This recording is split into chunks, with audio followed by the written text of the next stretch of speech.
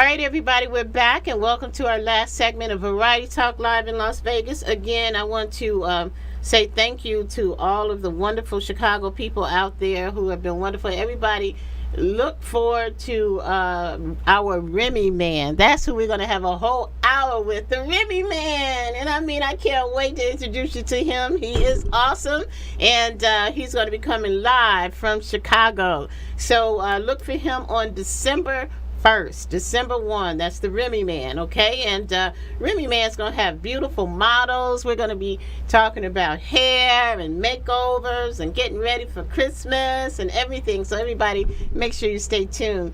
And getting back to our series here with Mr. James Bradley and everybody, this is for the entertainment industry. This is for anyone who is interested in trying to understand how to get into the business, what happens with all of these wonderful people who have been in for sometimes decades.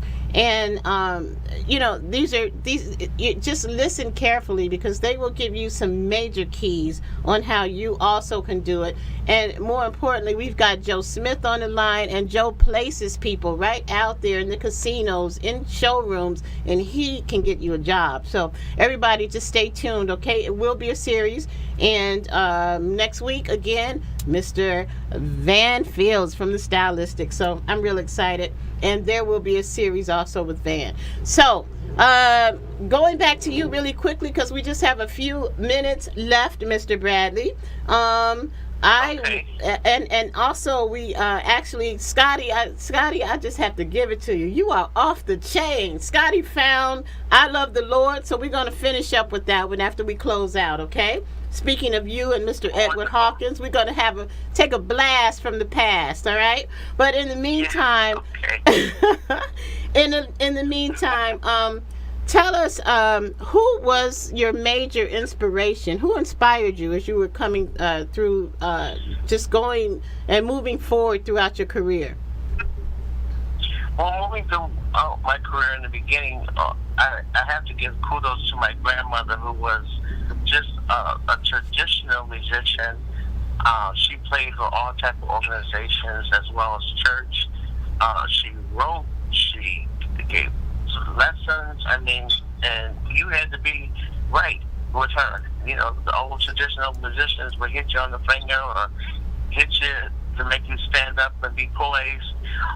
She inspired me. She took me on her wing, and to make a long story short, I was a part of an organization that played keyboards, so I had to learn keyboards, and of course that works hand in hand with singing. And then as a vocalist, I would have to say that two very, very highly male inspirational people was, of course, Donny Hathaway and Stevie Wonder. Their music was just so meaningful.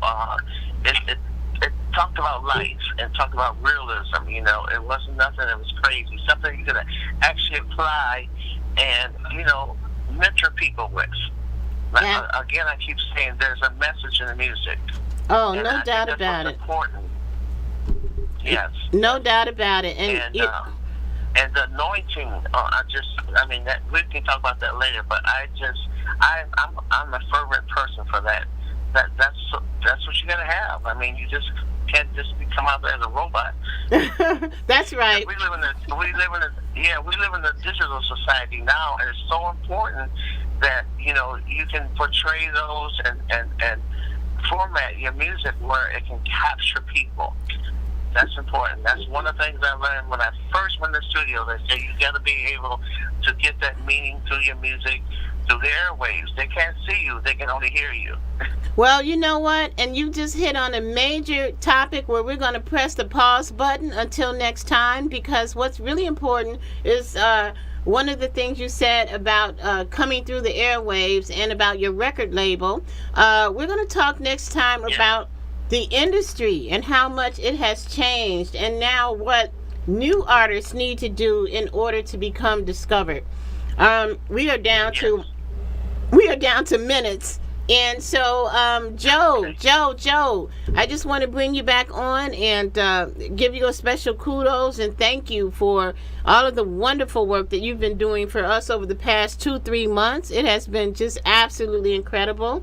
And you're down in Mobile, Alabama, but you spend a lot of time in the casinos in Biloxi. So we look forward to some things that you will be doing right there in Biloxi. You're going to bring us live via Skype at times during the some of the events that are happening in Biloxi. So we look forward to that. We know that you're going to be probably bringing on the gentleman from the Tramps. And there's just all kinds of, you know what, we're all old school lovers here. And how we better not forget about Ron Butler. Ron Butler is on with us next week. Ron, forgive me. How can I do that to you? All right, so everybody, just make sure you join us next time.